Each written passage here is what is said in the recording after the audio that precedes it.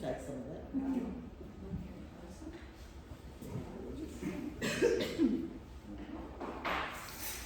Okay, we might get underway. It's close on 10:30. Thanks very much for taking time this morning. My name is John Hall. I'm the project officer here at the Track Memorial Walkway.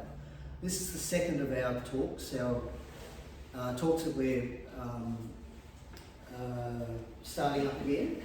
The next one is on the 11th of November, Saturday the 11th of November, with David Cameron. That should be a good one too. First of all, I'd like to acknowledge the traditional owners of the land on which we meet today, which is the Wongal people of the Eora Nation, and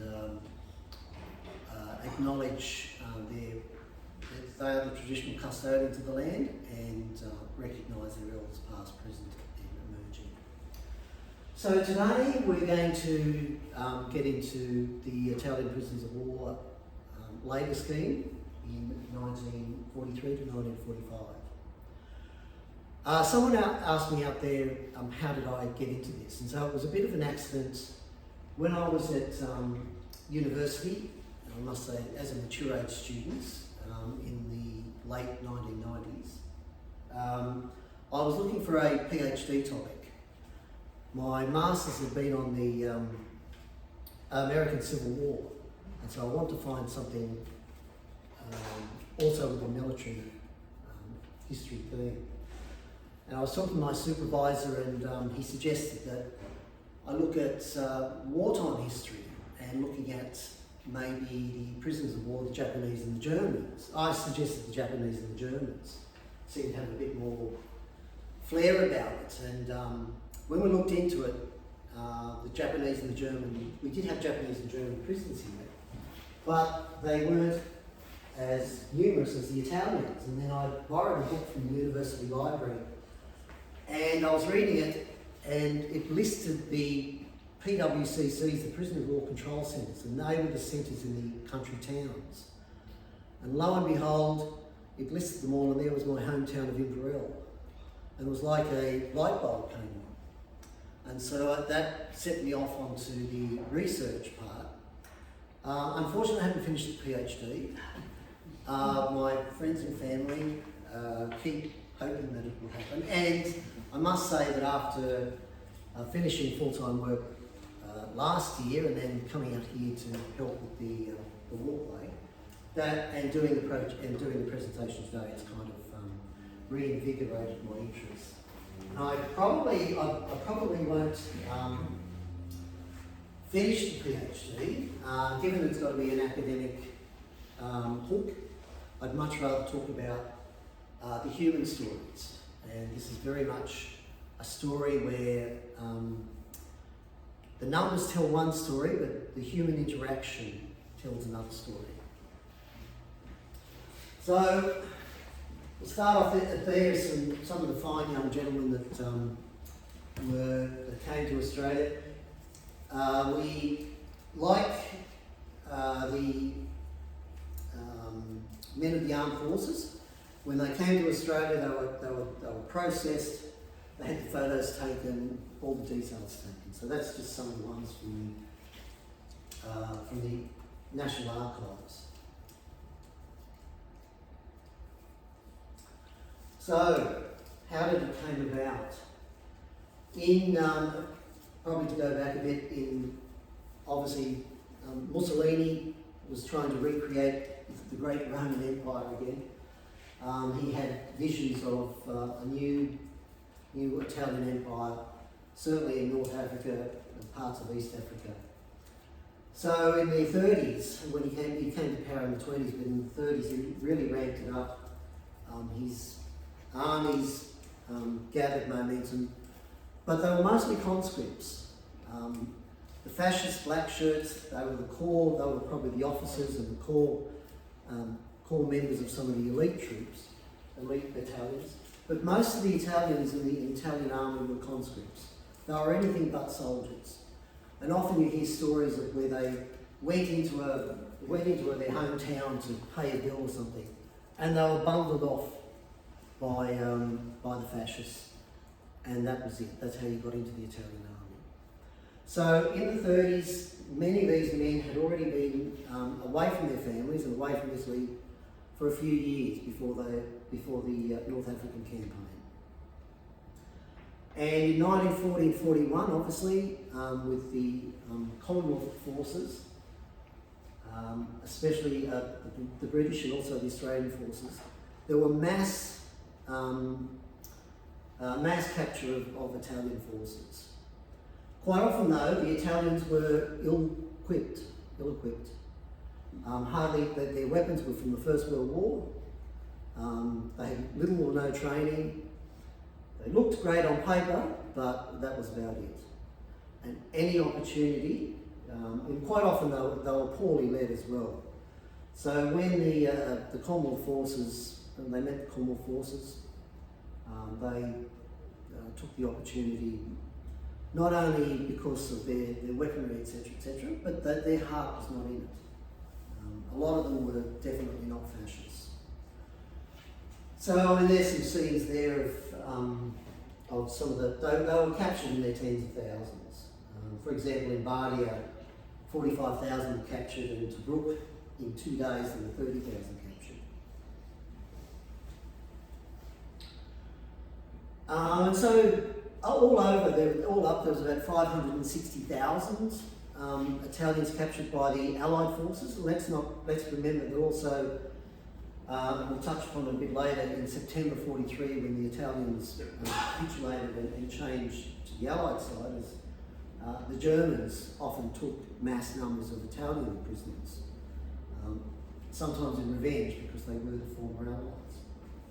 So when they were captured in such large numbers that the Allies were fearful that once Rommel came in, when Hitler sent the Afrika Korps into North Africa to help the belligerent Italian forces, they were worried that if Rommel came as he was, going fearful to come into go towards the Suez Canal, that they would simply recapture the captured Italian forces and rearm them again. So the British decided to send the captured Italians to most of the Commonwealth countries. You see, Australia got about 17,400, South Africa 40,000, 43,000 to Kenya, India got 33,000. Some were still kept in North Africa, others were sent to France. England got 158,000. Persia and Iraq got 2,000. US also got 51,500. Australia was probably the only country to use them in this unique scheme where they were unguarded. In most of the other countries, they were certainly put in camps, but they were also used in work gangs, etc., under guard. So Australia certainly that was the case in some of the Australians. They were in camps, but on the whole, most of the Italians in prisons of war in Australia went onto the farms with this scheme. Right, that's a good question, Bill. Yes. So none went to Canada? Some did, but not in great numbers. Actually, I have seen photos of them in Canada, but when I was looking for in the research for this, I couldn't find numbers for Canada. I thought some went to Ceylon, Sri Lanka too, but they were only in transit. But yes, you're right. You're probably right. But I didn't find it. I was looking. It is unusual, given that Canada was a large part of the Allied forces. So also because the Americans didn't come into the war Until later. That's right. Yeah. Nothing to New Zealand. None to New Zealand, no. So, as I mentioned, they were the reluctant enemies. They were anything but soldiers. This is some of them in their lives before being captured. Obviously, all proud, like any soldiers. They formed friendships with their groups. This gentleman, Orfeo Campagna, that was when he was in Libya. He came and was a prisoner outside of Inverell, my hometown, and came back and lived after the war. Came back to Australia. Giuseppe Terracin, I met his family over in Italy. A lot of the pictures here are from families who have donated them. As I said, they were reluctant enemies. They were anything but professional. Some were, they took pride, but their leaders let them down. So the country they were coming into Australia in the early 40s, I guess it was full of suspicion and contempt. Smith's Weekly was a rabid anti-Italian newspaper at the time during the war. And of course, the language reflects the times of those periods. So the Italians and any non-English speaking were considered to be wops, dagos, itais, swarthy types, etc., etc. So they were seen with a lot of contempt. As you can see, the press clippings show that, and they weren't afraid to stir up this type of issue as well. Australia obviously thought, Australian authorities and certainly Australian citizens thought that there was going to be the Italians who were in Australia were going to be the fifth column. They were going to bide their time until Germany and then Japan would enter the war. When they, certainly the Japanese, came down towards Australia, they thought that the Italians would join forces. So there was this great fear that the Italians would, they were hiding guns, they were making plans, etc., etc. When in fact it really wasn't. In the 1933 census, and remember that there was a census due right at the beginning of the war, which wasn't held, but there was only a little over 26,500 Italians in Australia. And most of those had retained Italian citizenship because Italians at that stage waited until they settled and then they claimed citizenship. So there was a great fear that these people were enjoying the benefits of Australia but not actually participating in the country. So they were seen as shifty loafers, waiting for the biding their time. So in 1941, the first shipment of prisoners arrived. In May 1941. The last shipment came in February 1945. So 5,000 came in 1941 directly from the Middle East. It depended on shipping, and it's surprising that in the middle of the war they could find the amount of shipping to bring them to here and to the other places as well. As I said, there's that great fear that they were going to be used, rearmed if the African Corps had their way. In Australia, they were actually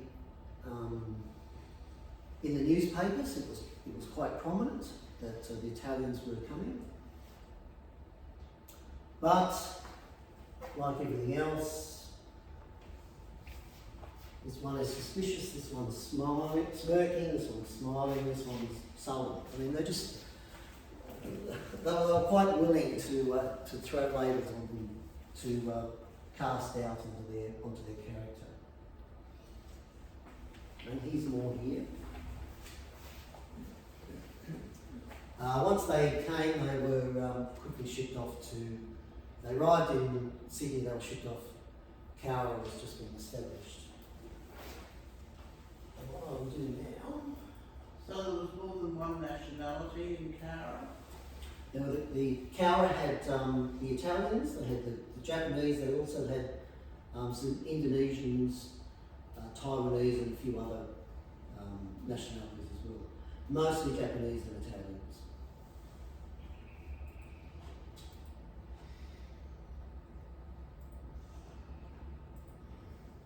Hit the escape button.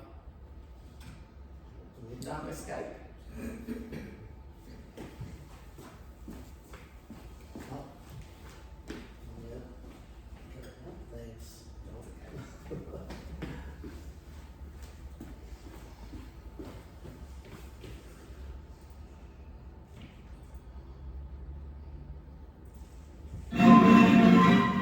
With Muzzer's military gearbox stuck in reverse, thousands of his troops finished their high-speed retreat down the gangplank of a troop ship in Australia. As they head for the Commonwealth internment camp, each man is issued with an army greatcoat dyed red and a tin pan.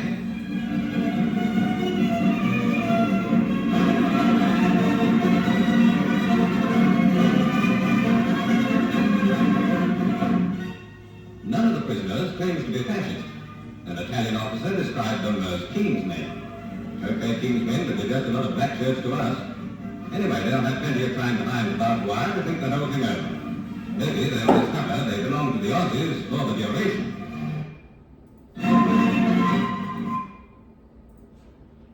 So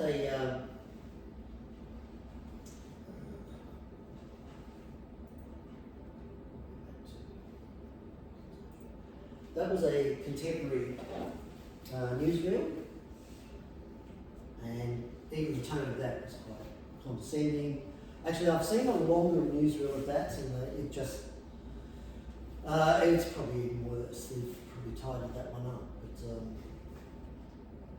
so by Australia wanted about 50,000 prisoners, but the lack of shipping meant that the numbers were restricted. So in April 1943, the War Cabinet had considered some options and decided to use them in rural industries without guards being employed by farmers in certain districts. And they then decided where to put them. And so they did go in most states, but in New South Wales, here are the this is just I guess a snapshot of some of the towns that they went into and the populations around those times. So they were going to very small rural communities, and most of the PWCCs would accommodate up to about 100, 150 prisoners. So when you look at some of these small towns like Maxwell and Dorrington, 100 Italian prisoners was quite a considerable portion of the population there.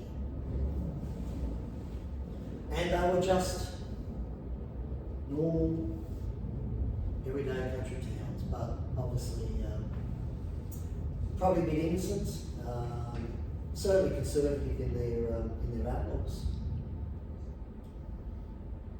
So in New South Wales, there was a total of about 27 prisoner of war control centres set up.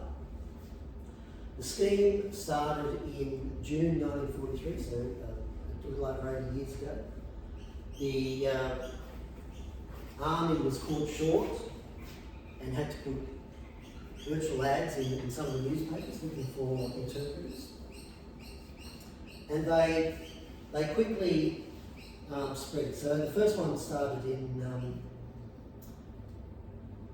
Coonabarabran, mid-June 1943. These are the ones that I concentrated on in my initial research. Quickly followed by Armidale, Dorrigo. You can see from 1944 it really kicked into gear. Just as I said, there were about 27 PWCCs in New South Wales. They were also set up in Queensland, Victoria, Tasmania, South Australia and Western Australia as well. All up, there was about 97 control centres throughout Australia.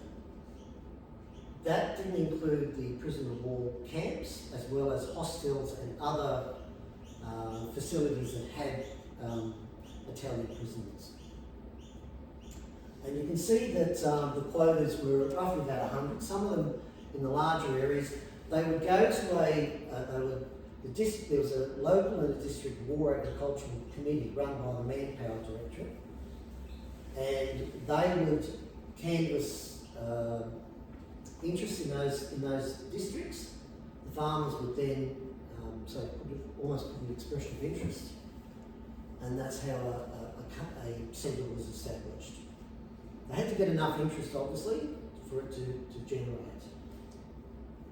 And there were a couple of centres anyway, Quirindi and Texas on the border that closed in New South Wales for lack of interest, but also due to some widespread opposition, certainly in the Quirindi one. All of them, and we'll get onto that a bit later, all of them did experience elements of opposition for various reasons. And you can see that they mostly all closed around December 1945. However, the prisoners didn't go home to 46 and early 47. So the reason was pretty simple. From 39 to 43, you can see that there was across the board, with owners, permanent and part-time employees, temporary employed, huge numbers, huge reductions, which is probably not surprising. As the war progressed, and certainly you can see there in 42 and 43, 42 being Australia's darkest hours, bombing of Darwin, Dakota Track, the fear of the Japanese, enlistments obviously bolstered. But it also meant in the rural labour force, men and sometimes women obviously enlisted or went into essential industries. So across the board, the rural labour force was wanting for hands. Working on farms and in the rural areas was very labour intensive, not very glamorous and hard work. And if you had your employees off, they were often left to the women folk, maybe the retired, and the owners to run a farm. They were pressuring the government. They wanted labour, and then when the Italians were offered, they jumped. A lot of them jumped at the chance. And the reason was pretty simple. These ads appeared throughout Australia in all newspapers and magazines. Food is the highway to victory. Australia was seen not only as, as an unsinkable aircraft carrier virtually for the Allied effort, but also as one of the great food sources. Remember, even after the war, we were sending food packages and aid to the UK. So Australia was seen as this, it was the food arsenal, and food was an essential war item. There were numerous articles on how to cultivate food in your fruit and veggies in your backyard, how to save food, etc., etc. But the war effort was certainly prime consideration. So when they went into camp, most of the time they were fairly happy and content. They, obviously with the rural labour scheme, they had to be vetted. Any hardcore, the known fascists were supposedly not allowed, although it got pretty, they were releasing men to go onto the farms almost willy-nilly. There were some hardcore ones and dangerous ones that had been identified, but on the whole, the non-commissioned officers and below were eligible because of the Geneva Convention. So Australia decided that it would abide by the Geneva Convention, which in the spirit as well as the convention itself. And that meant that if you used the prisoners, they had to be under certain conditions. They had to be paid, they had to be fed, they had to be clothed and looked after. And so a lot of the Italians, when they arrived, they went to the camps, and then they took the opportunity to to head off to farms. They didn't have a say which farms. Their so-called, their attributes were noted down, their professions, but they were bank clerks, fire makers, opera singers, anything. Some of them were agricultural workers, some of them knew English, but not a lot.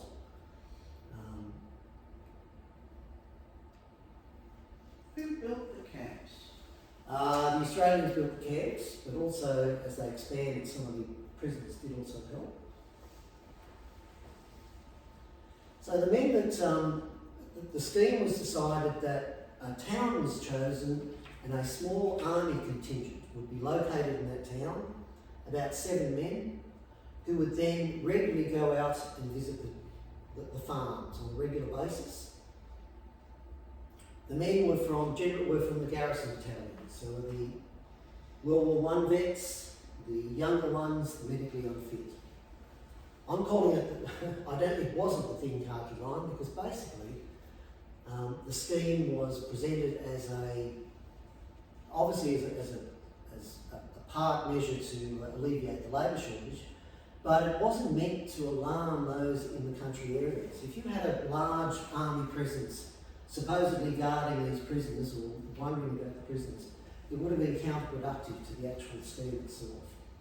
So it was presented, and the officers who went out, they were part diplomat, they were part judge and jury, but they certainly were salesmen of the sort.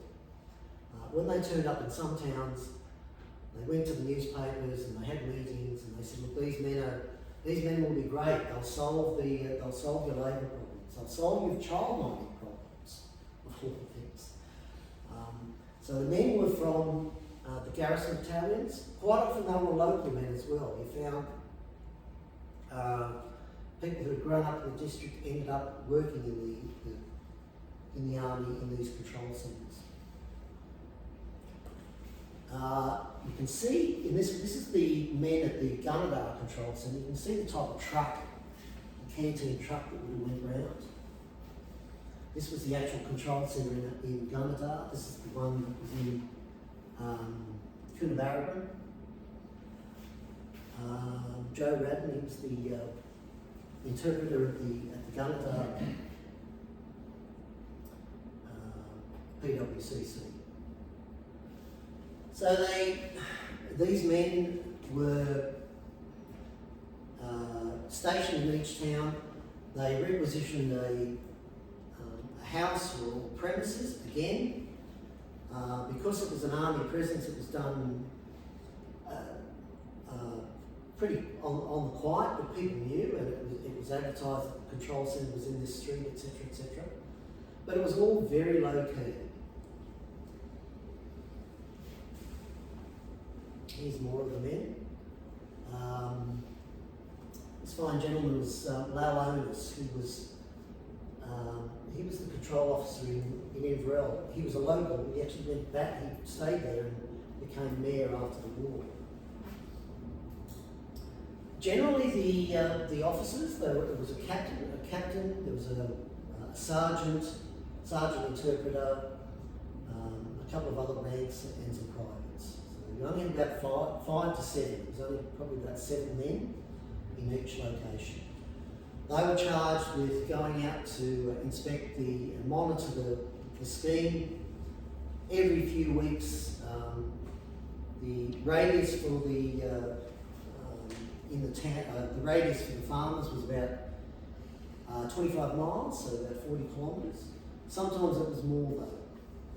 Within a 40 kilometre radius of that town, the prisoners were located on the farms. Sometimes it was more, it just depended on where those farms were located. But as you can understand, the roads and the transport system in those days was pretty basic. I've had stories of one farm would be visited by the army, and they bring up the next farm to say, watch out, the army's coming. Clean things up. Make sure that the Italians do what they're supposed to be doing, hide any stills or anything like that.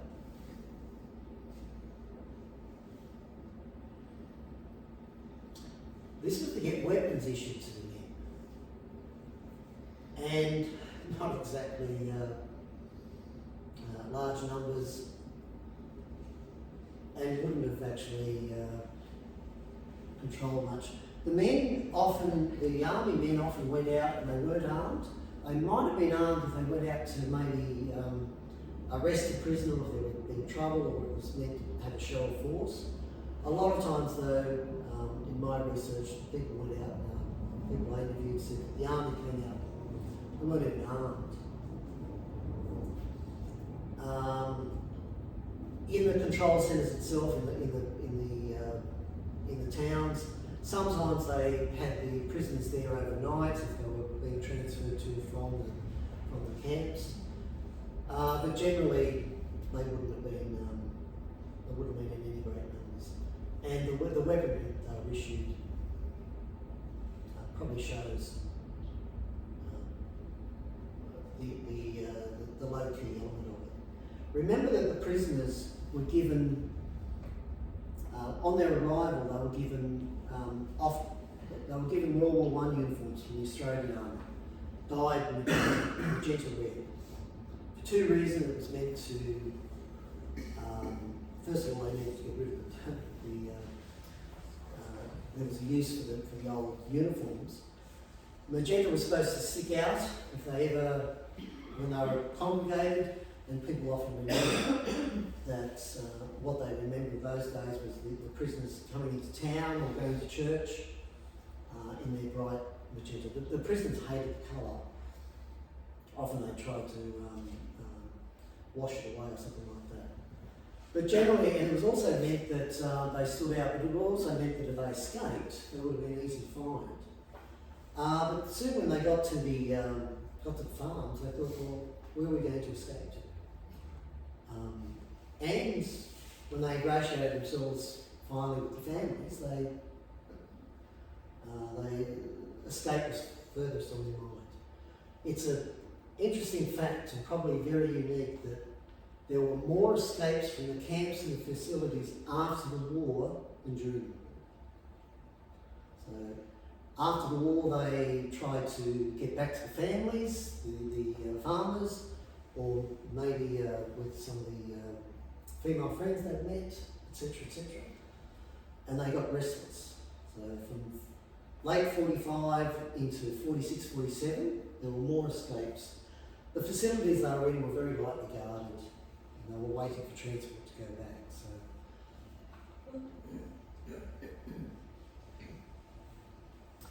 So the scheme commenced, as I said, in 43. All the prisoners were given an identity card that they were supposed to carry around at all times, gave the identification, where they were being.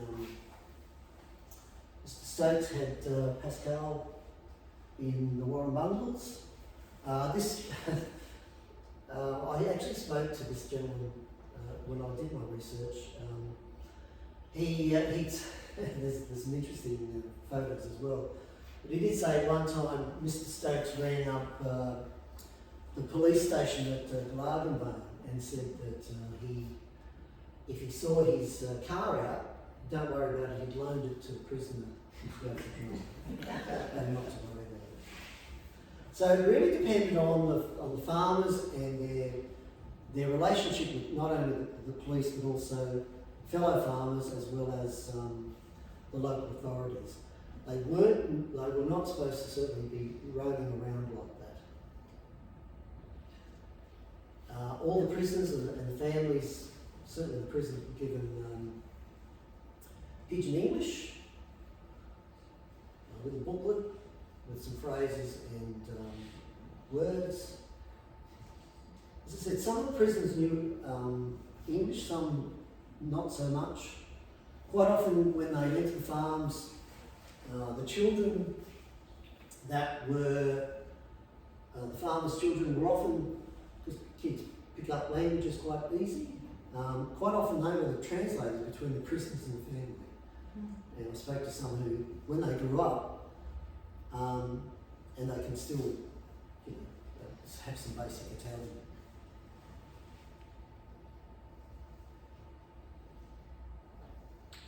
So I've got some copies of these. This was the notice given out to the employers with all the rules and regulations. Did you have to put up your hand to say you wanted a... Yes, you had to. You had to pay, you could take up to three prisoners. You paid £1 a week for each prisoner to the government. The prisoner got 1 and 3 pence, I think, which is about 12 cents nowadays per day. They weren't allowed, they were given that as credit. They weren't supposed to have money on them. And they could spend that on the canteen truck when it came out on various on the regular trips. It was £1 per prisoner up until about early 1945, and then it changed to £2. Yes, the farmers had to apply. They were vetted by the National Service Officer, Security Services. If you were an alien, if you had an odd name or something like that, they do a bit more background, but there were some farmers who were denied simply because of their surname and their so-called allegiances. So this was given out to the employers, the farmers, told them in no, there's no shortage of the rules and regulations. The clothing was given to them by the authorities, but the farmers had to provide the accommodation, meals, etc. Obviously, under any circumstance, they weren't allowed alcoholic liquors, but they certainly, some of them were very creative and made stills, which sometimes the army found, sometimes the farmer hid, sometimes the farmer turned their back. On their day off on Sundays, after church, they would often congregate at a particular farmhouse, etc., where they would meet up with each other, they would swap news, etc. And often they would cook their own meals, spaghetti. They loved rabbits, so they were certainly meant to. Sunday was their day off, and they were allowed to actually go a certain distance from their farm. Sometimes though, the farmers themselves broke that. It depended on the farm and it depended on the circumstances. They were allowed newspapers, and later in the piece there was actually a small newspaper printed for them. But it was certainly made clear that they weren't to fraternise with members of the public, particularly women. There was always that great thing about the Italians being too swarthy, and they weren't English, they weren't British, and so it was seen as a slight that Australian women would first of all have an interest in men, but also they didn't want any untoward business going on, which of course happened. Now, I do have copies of those if you'd like to look at those later. This I find is just amazing. This was the commander had to talk to Australian farmers. It was supposedly written by an officer who's had considerable experience in dealing with them. But it was basically, if anything at all, it was very crude. Cannot be driven, can be led. Mentality is childlike, fairness and firmness. So they were treated like, seen as children. They can become sly and objectionable if badly handled. Warmly clad both in summer and winter for some reason. They liked Australia if there was no hard feelings. I had to explain carefully what you wanted to do with them.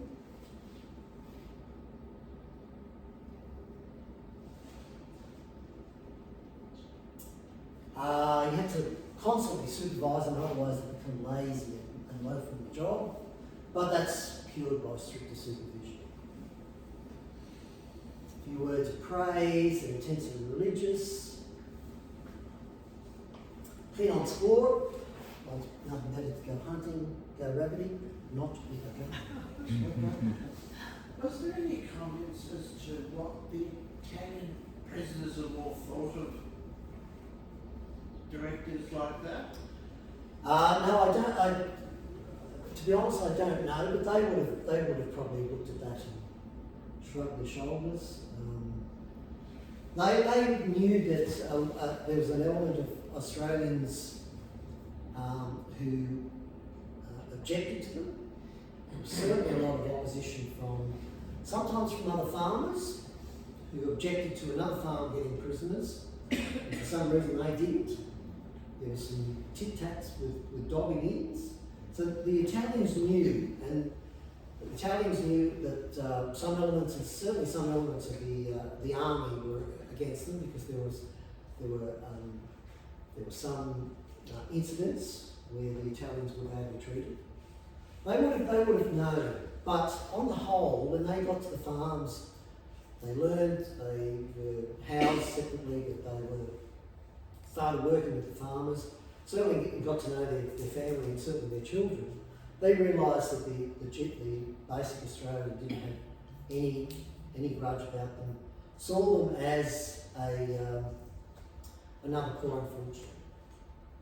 In fact, it's in one of the newspapers, when the Italians arrived in Inverell, the newspaper said that they are strangers in a strange land and they should be afforded some sympathy and empathy. But that wasn't always the case though. So they were issued burgundy, this is a shoulder strap. They were issued pullovers, etc., etc. Summer and winter issues. This was provided by the government and regularly changed if needs be.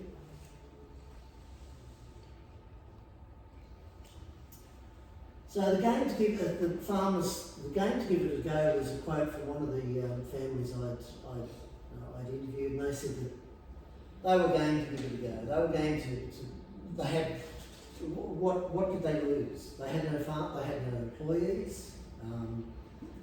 The Italians were presented to them as a willing agricultural workforce, and the control officers, when they went to the towns, did this PR job. They said, look, and certainly the control officer in Inverell, who had been at Parks when it first opened, and he knew what the Italians were like. But when he came to Inverell, he said, "Oh, these men are agricultural.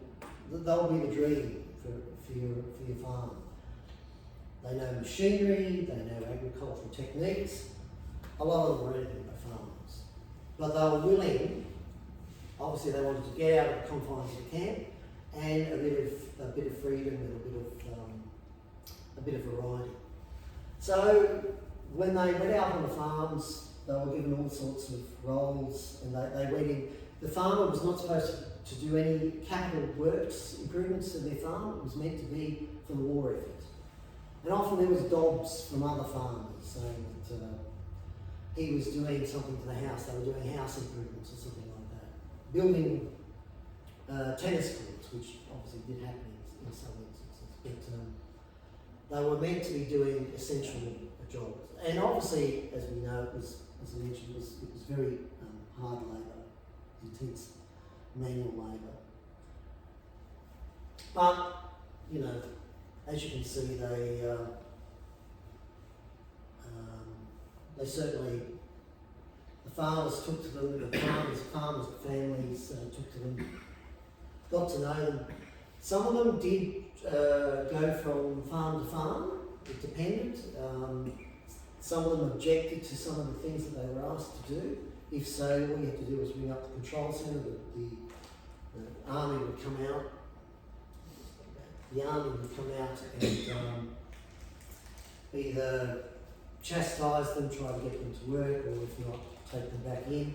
And then they might be sent back to Cowra, or they might be sent to another farm. There were some hardcore fascists who did create some trouble, but even some of the families said they had fascists, but even they were quite willing to work. It was really, on the whole, they were happy to get out of the camps and happy to be working. And they did all sorts of, sheep farming. Although with sheep during the war, the AWU was a particular very vocal in their opposition. They thought that the Labor government at the time was trying to circumvent some the wage structure. They saw this as a cheap way of undercutting Australian conditions. But on the whole, cattle farming, pigs, sheep, the whole lot. So obviously one of the rules was that they must not fraternise with civilians, and certainly with women, but these people were, as you can see, that often friends and family would come out and then these pictures were taken, but the friendly and relaxed demeanour shows them at the side that they were certainly not dangerous.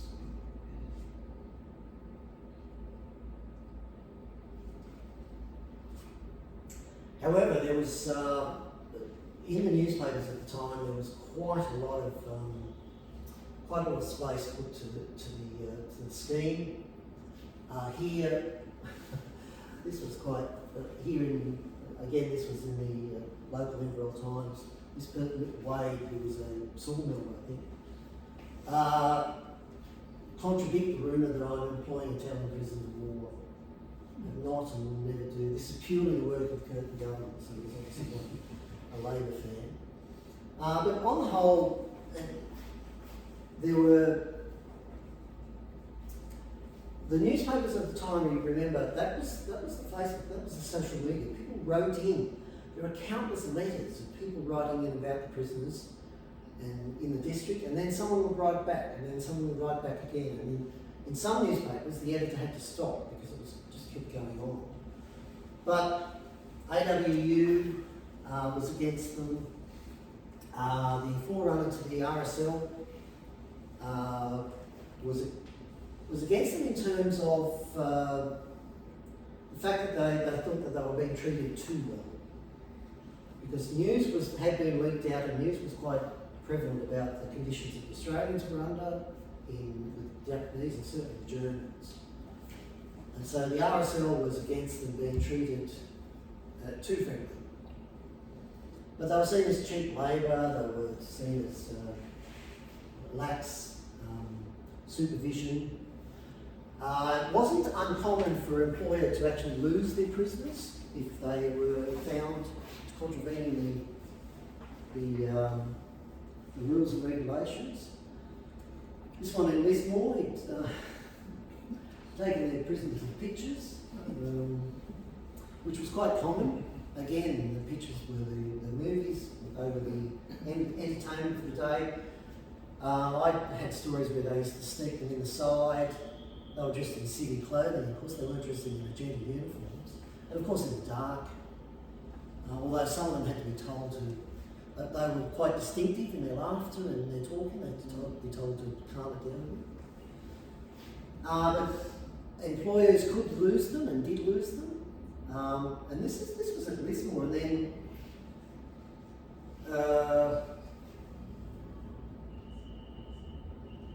so there was any hotel keeper serving the prisoners liable for prosecution. And then it says some confusion has occurred in Lismore hotels through hotel keepers refusing to serve liquor to those men wearing red suits resembling those of the prisoners. It suggested that those customers should avoid this embarrassment by choosing less conspicuous colours.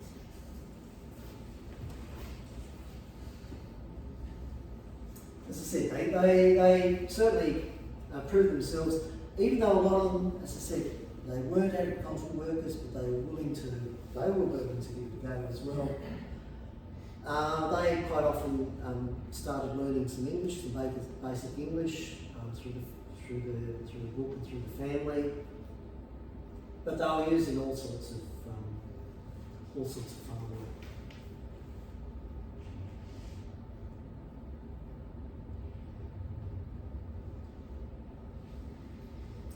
So they, from 44 to 45, you can see there was nearly 3,800 put into various industries.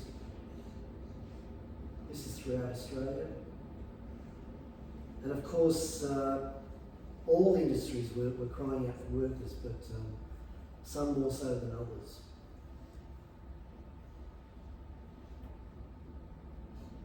I love this. So, you will be required to comply with the regulations.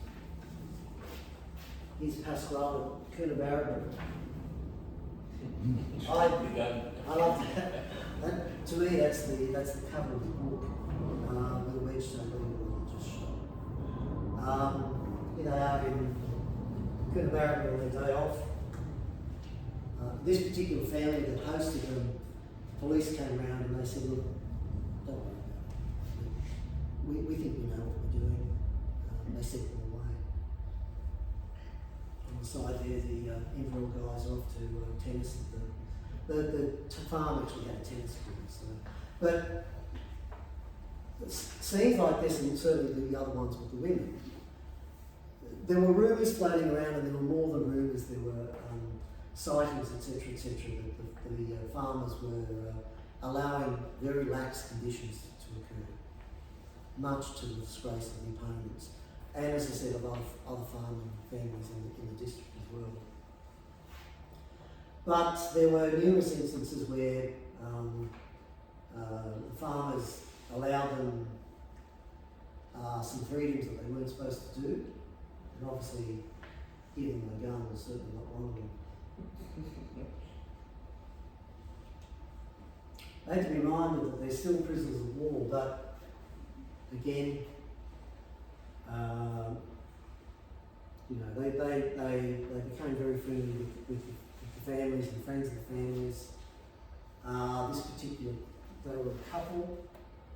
Unfortunately, in 1946, this Italian prisoner was shot and killed at his camp in Victoria by the commandant, and there was an inquiry. The commandant didn't get censured, but it was proven that he was probably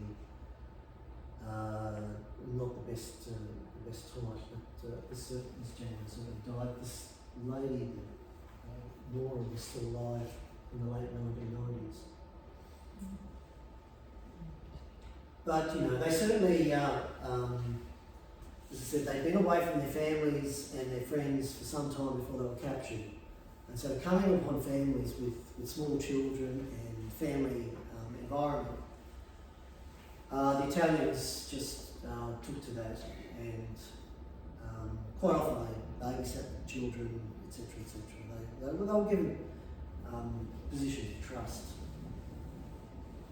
And if they had been dangerous, you wouldn't have seen photos like this, certainly with family groups, with the prisoners. However, it wasn't always the bucolic type of calm things. There were some incidents, and they did get quite a bit of publicity, which again fueled the opposition even more. There were some indecent assaults. There was a particularly nasty one in Armidale. Often, though, if the prisoners were sent to court, they were tried by a military court if it was a serious charge. And there were a few incidences like this, and surprisingly, they were, well, probably not surprisingly, but they were getting a lot of publicity. And again, it fueled the opposition. It fueled the people said, well, you're giving them too much lead.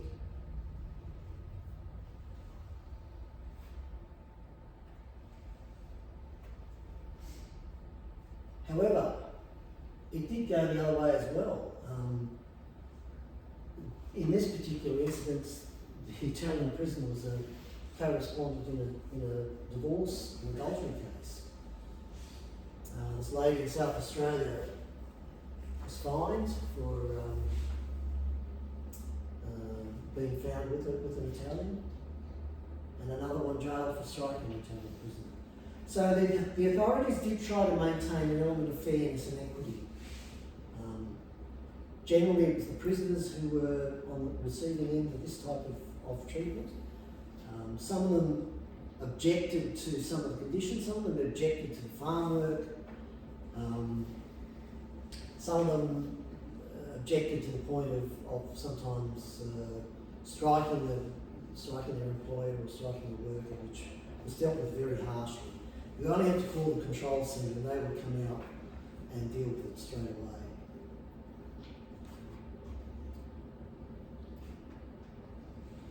However, it wasn't, again, there were some unfortunate incidences. Some Italians, they weren't used to the conditions in Australia. There were a few drownings. There were others who unfortunately self-harmed. In this particular case here, in Armidale, early July 1945, the lieutenant and a few others were supposedly heading off to inspect some farms. It was late in the afternoon. I had the full transcript of the court of inquiry, and it raises a lot of questions. So they were out supposedly going for an inspection, although he did have a civilian doctor in the car with him, which was not allowed. The Lieutenant D was driving and took the corner too quick and crashed, and he was killed, and his Earl and Fister, his sergeant interpreter, was also killed. But as I said, on the whole, the army, the personnel didn't have much trouble. Sometimes they struck an occasional prisoner not struck. They found an occasional prisoner that was very reluctant and a bit belligerent. On the whole, it wasn't too bad. The prisoners, once they went off to back to the camps after, a lot of them wrote to the families, and they were quite prolific letter writers. They were allowed to write. And one particular one, he wrote to his former employee, "I very often feel the bite of melancholy. Many times your photos remind me of you all, and my thoughts go away, wandering out yonder behind the mountains that seem to kiss the sky." When they went back to the camps after the control centres had closed, they wrote to their former employers, asking if they could come back, because a lot of them remember the control centres had closed in December, so right in the middle of the harvest season, right in the middle of summer. So often they wrote back and asked about how are you going with the crop? Are you doing this? Are you doing that? Do you need help? We'd like to come out. But unfortunately, they weren't allowed once they'd been recalled. And you might also remember that September 1943, the Italians, in effect, changed sides. So in September 43, the Italian prisoners were really allies. However, the authorities determined that they would keep the status quo of the prisoners of war. If they were going to keep the status quo, they would still maintain the Geneva Convention conditions.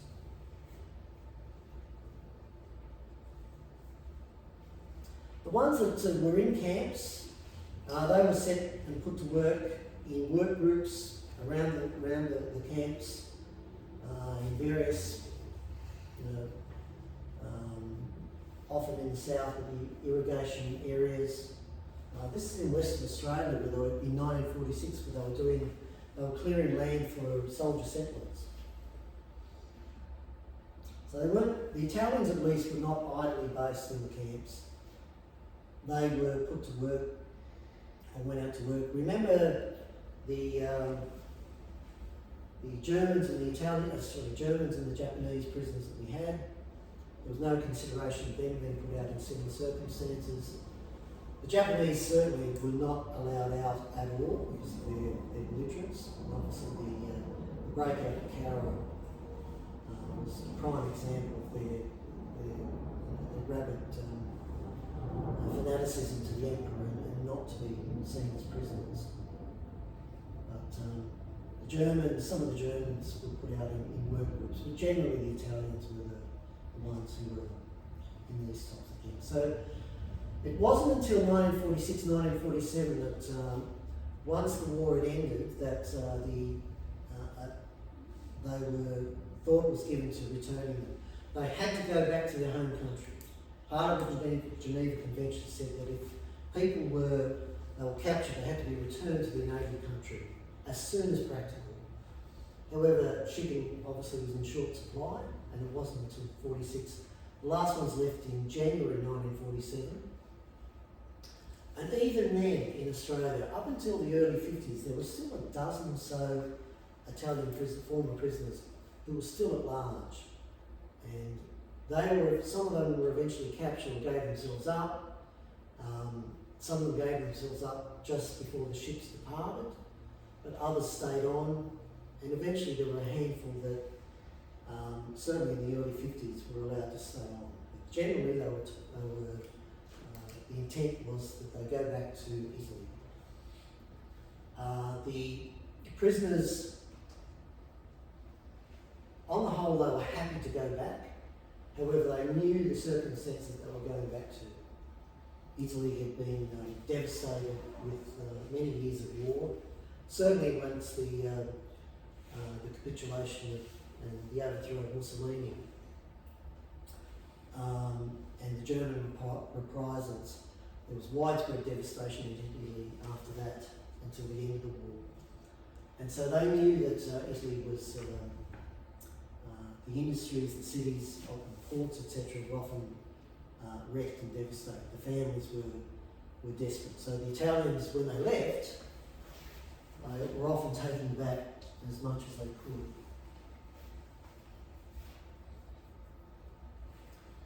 They were, if they had any money owing to them, they were paid out. On the whole, they were,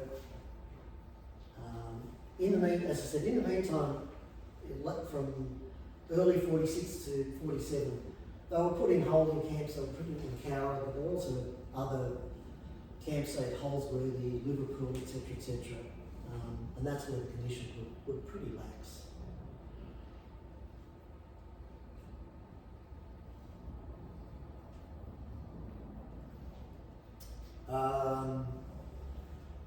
It was feared that early on that they were going to be allowed to stay in Australia, and the authorities, and especially the army and people in the town, said no, that's not going to happen. But even so, many groups, including the RSL, were worried that these POWs would come back as migrants. Again, there was that feeling that they were diluting the Britishness of Australia. But obviously, the tables turned in the late 40s and the 50s, obviously, with the populate or perish attitude. Even so, the Italians were not considered to be the number one type of migrant. People wanted the northern Scandinavians, the northern Europeans, the white ones. They looked like Australians. However, that attitude changed. Certainly after the war, we had a number of lots of people coming from the displaced camps in Europe. We don't know the exact numbers who came back. Quite often when they came back, they were sponsored by the same people who had employed them. So we've got here's some scenes of Australian farming families meeting up with, this is Giuseppe Terracin, with family, as well as some Australian families that hadn't during the war. This is Frank Foster in Gunnedah. During the war, this is Don Capizio. During the war, he championed the Italians as a workforce, got his farm black banned by the Union for the trouble. And even at the end of the war, before the war finished, he put in 3 naturalisation papers for 3 prisoners, which was rejected. Don was one of them. But at the end of the war, he went back. Frank sponsored him back, met him at Sydney, put all his possessions in the truck and took him back to Gunnedah, and then he brought his own family out. Moved to Canberra and bought land and started a construction company, and the Capizio Constructions is still in Canberra. Rick Pizzaturo became a world famous cattle and horse breeder and only died last year. These are the Compagnas. It's a player, that's his son Bruno, and some of the family members. And he was sponsored by the family. He came back to the Inverell district and stayed there. And the family still lives in Inverell.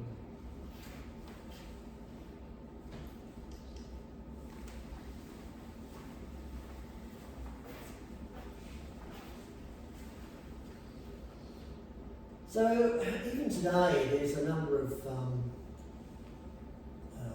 monuments and things like that to the Italian presence.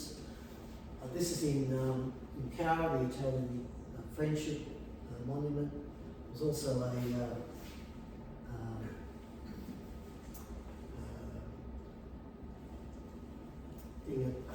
memorial put at the prisoner of war camp. Also one done at Griffith. This is the Italian National Assario, I think we've got that name right, where they, in Victoria and in Murchison, where they, if any prisoners of war or civilian internees who died during the war, they were eventually housed there. It's about 130, both civilian and prisoners of war. And even today, there's a number of the legacy and the history lives on. So we were talking before about 15 Moray, came out about 87, 88, I think, about the Italian prisoners on a farm. Some fiction, Rabbits and Spaghettis about the prisoners in Western Australia. This was the first book, came out about 1981, which detailed the prisoner experience. Woolgrove's companion, Joy Rhodes, is a descendant of the people who had farm prisoners in Inverell. She wrote a couple of books with the theme of the prisoners. Colleen Marder, her title says it all. She actually, they got married and her husband was discovered. Despite pleas, he went back and went back to Italy, but still came back to Australia. Pat Sutherland was in Gunnedah. Joanne's recent book on the Italians in Queensland, and Reluctant Enemies, which was the ABC documentary, aired in April 2000, which was based on some of my research at the time on the Italian prisoners. And that.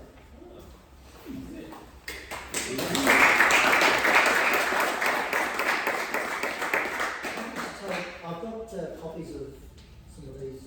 Pass those around. An awful.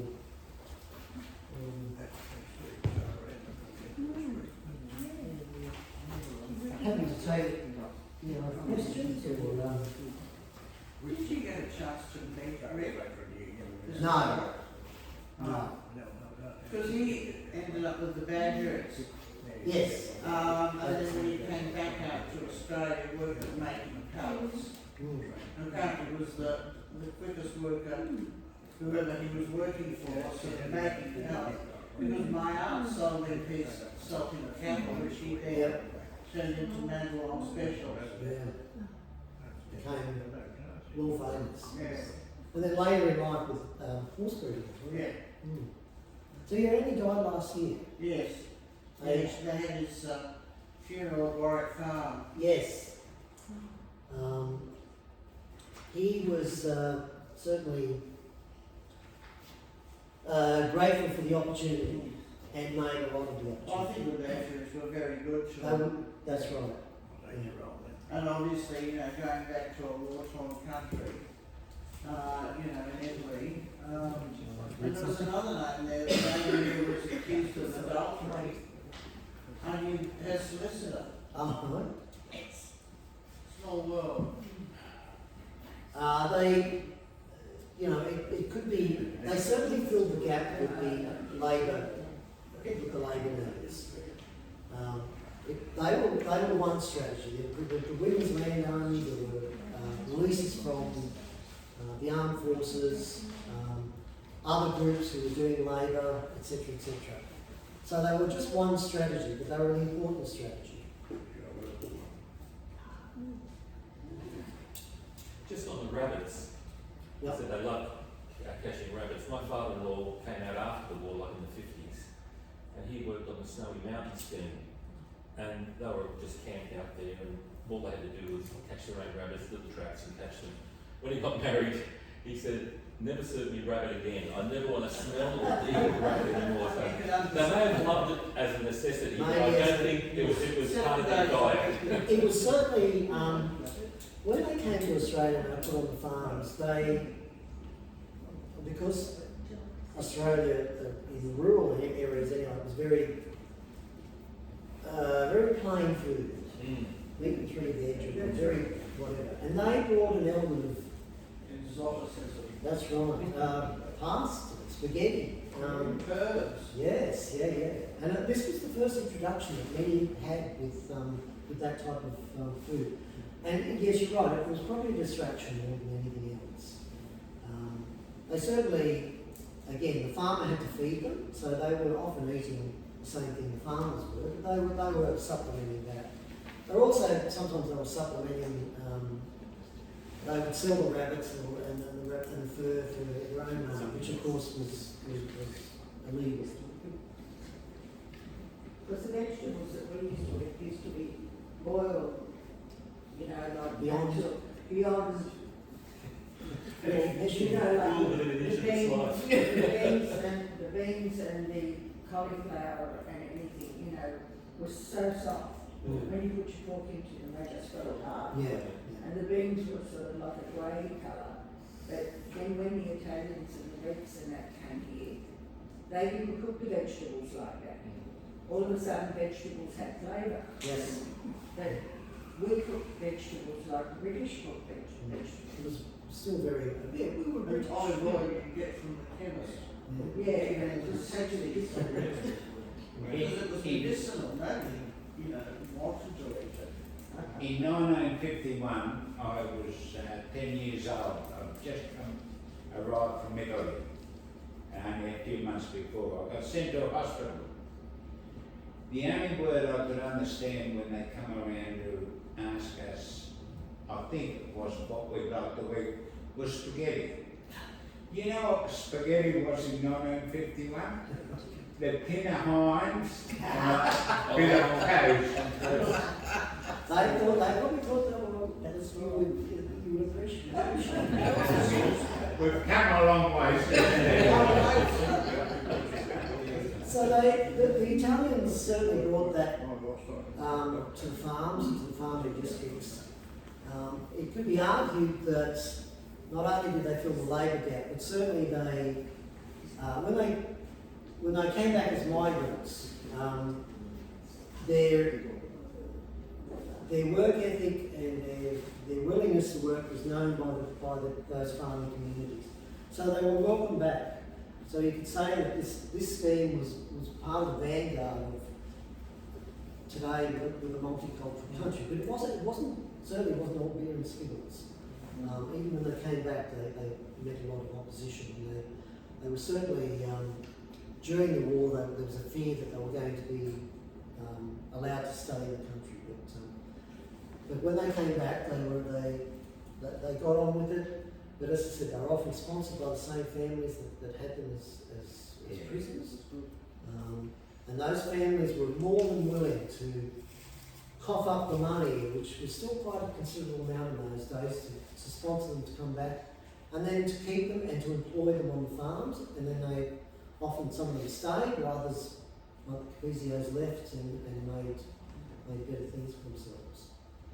I recall that growing up in FoK in the 1950s, that there was the same sort of reaction that you've been describing, that there was a significant amount of opposition to these ITIs and DAGOs taking over jobs. But in fact, Australia needed all those jobs in the post-war reconstruction. Correct. So there was that problem. And the other one, my father was, he was a very bigoted Protestant Scotsman, and his chief opposition was all these ITIs are Catholics. And it was Catholics were taking over. Australia was WASP. Why? Oh, yeah. Anglo-Saxon Protestants were very British. But even with the religious part of it, in FoK as well, it was very Irish Catholic. All Hallows was a very Irish Catholic church. And when the Italians started coming in from the 50s, my grandfather came in the late 20s. They was probably one of the only Italians in FoK in those days.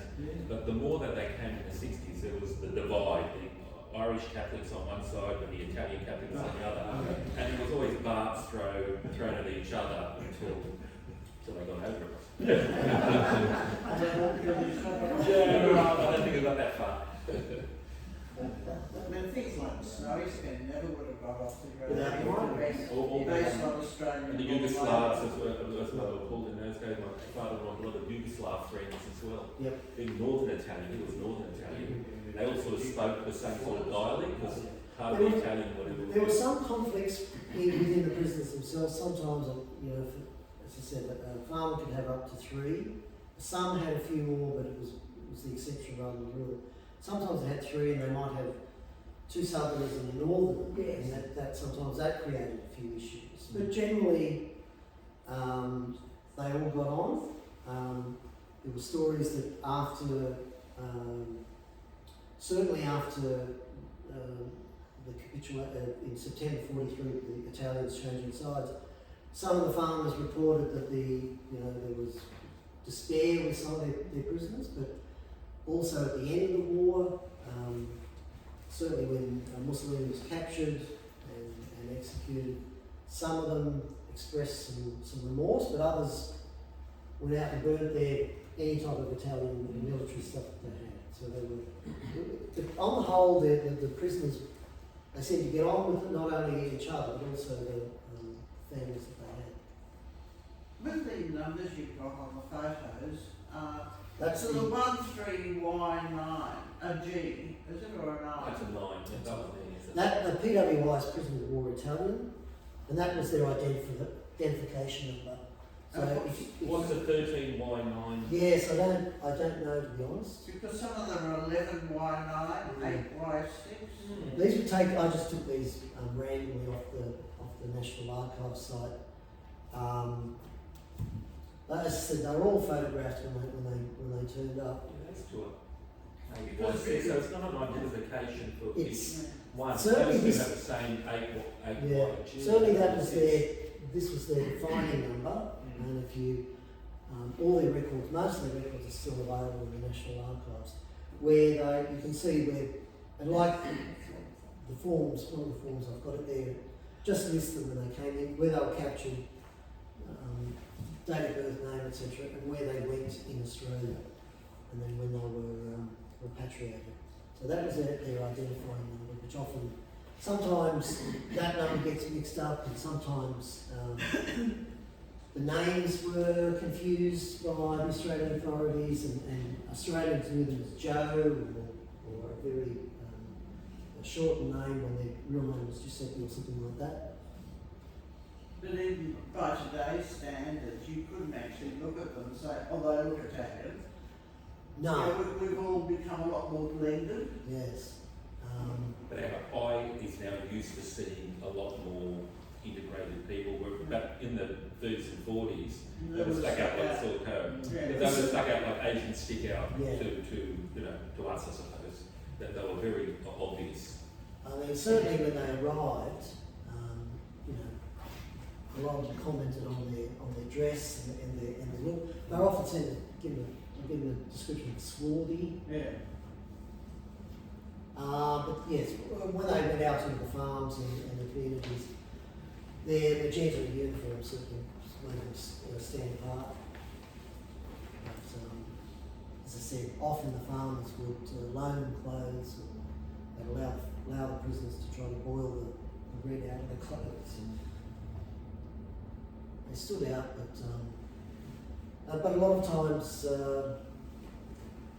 you wouldn't have known them unless you spoke to them, and that's why some of them did get away with going to pubs and the movies and things like that. See, the northerners were quite fair, and they looked different to the southern. The southerners are very dark and swarthy, whereas the northerners are tall and fair, and they probably get away with it. Yeah. They're always, they're all labelled as Italians. You know, Australia just saw them as Italians, they didn't differentiate.